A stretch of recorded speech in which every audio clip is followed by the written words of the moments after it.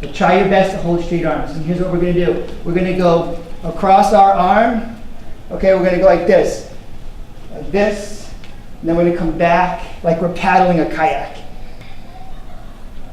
I was very progressive, and it made people nervous because I was always challenging the system.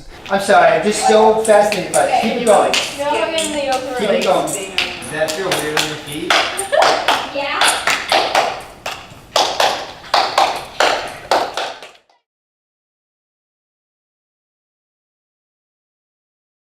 Well, I taught for almost 20 years. I started out in public school, and then I went into a private school in the area, and I was there for almost 10 years. My approach to teaching was bodily kinesthetic, so it's a lot more hands-on, a lot more movement and physical activity with the learning weaved in. But I got into this by building a climbing wall in a classroom that I used to teach in. This is pieces of it right here. This is wood from it. And it was primarily used for academic purposes. Kids were really excited about this. So it was like, hey, Mr. Sommer, could we come by during lunch and, you know, climb the wall and eat some lunch in the classroom? And I'd be like, sure. And I didn't want to be a selfish teacher that said, oh, I need my own lunchtime, I need my break. It's not why I got into teaching. I got into teaching to be around kids. So 10 inches is a half. So mark, where's your marker? I was out of the box, and I was loved by kids and parents, but threatened by teachers, and who therefore complained to administrators, and then administrators would put pressure on me. But all I was wanting to do was make the education for kids amazing.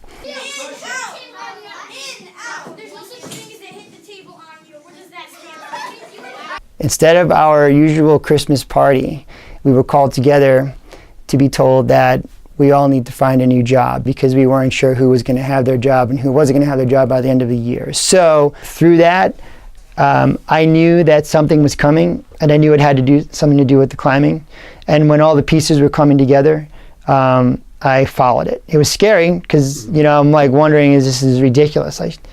I went to school to be an educator, you know, and now I'm going to work in a climbing gym. I got into climbing later. I got into climbing when I was seeing kids in my classroom. I was 34 when I started getting into this for real. I haven't really been in it very long, but I almost feel like I've been doing this forever.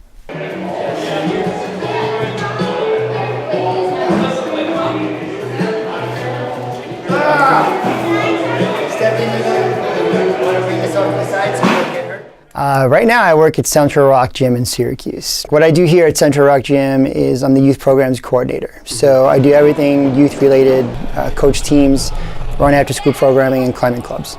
Here, since I've been working at Central Rock, I've been able to merge a lot of what I'm doing with kids. I mean, this is climbing gym, but what I do with kids goes beyond climbing gym. It's providing them these experiences of more body, mind, and spirit. When we break out of here, the gym is going to start to get busy.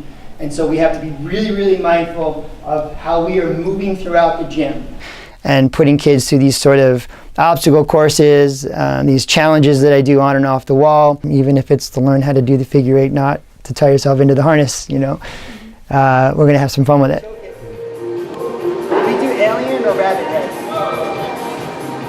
Choke it from the front, I think. Choke and poke. I'm always including academics somehow in there, a lot of math, a lot of science, physical sciences.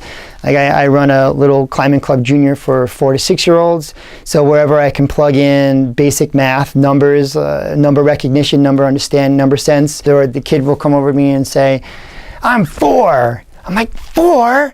Man, that's less than 5. Or I try to find, and then just to get it planted and in their head, I'll say, 4 is 4 an even number or an odd number? And somehow what I do is I'll bring that back into the experience I have with them in that hour, and when they walk away, they're going to know what 4 is. They're going to know that even number. They're going to know more about that initial. So like I said, when they first walk in, the learning starts with me. Yeah, just make sure you know where you put your shoes so you can go back to them after. Because they don't. Make sure you bring your shoes down here though. We don't want shoes in this